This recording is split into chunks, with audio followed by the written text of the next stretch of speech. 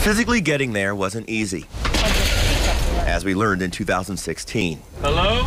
This is what was known as Campbell Camp. How long have you been homeless? About 5 years.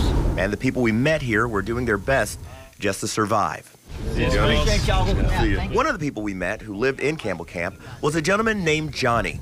He'd lived there for years, but in the last few months, his life has changed in ways he never imagined. Johnny, it's good to see you, man. Oh, man, it's a blessing to be here. You look like you're doing well. Oh, yeah, I'm a lot better. Johnny no longer lives in a tent. Today, he has his own apartment. The very first thing I did was fall to my knees and thank God. It's the very first thing I did. Not one thing was moved in until I thought, thank God. One of the developers for the new Louisville City FC Stadium made a major donation to the Coalition for the Homeless.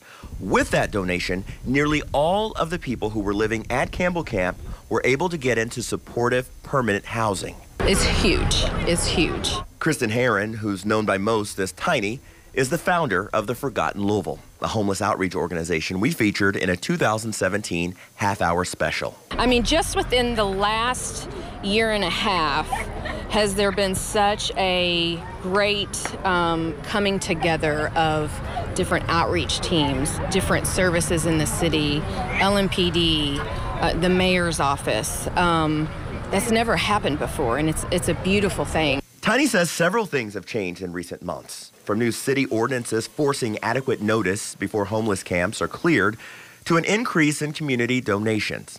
And just this month, the U.S. Department of Housing and Urban Development announced Louisville's Coalition for the Homeless will receive more than $3 million to support local efforts to reduce and eliminate youth and young adult homelessness in Louisville.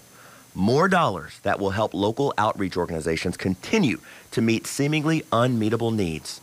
Such a big part of what we do is not just feeding or clothing, but it's the advocacy piece of it. Perhaps one of the biggest advocates for Louisville's homeless community comes in another tiny package. I just graduated from elementary, so I'm going into middle school this fall, and I'm really excited for it. Do you want some corn?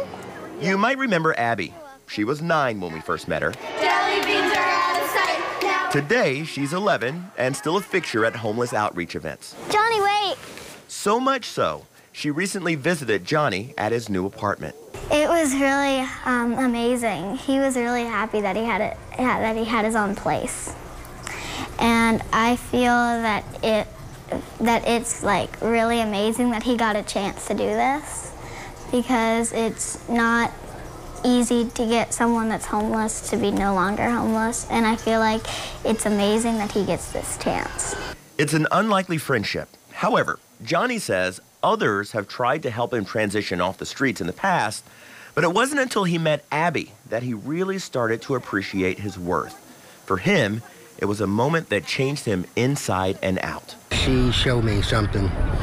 Oh, man. She's heaven sent. She was an angel. If it wasn't for her, I would have never found myself again. I will leave you with this. When this camp was cleared, there were 11 people living in it. As of right now, 9 of those people are in permanent and supportive housing, and I'm told the other 2 are well on their way. We're live tonight in Louisville. I'm Eric King, WLKY News.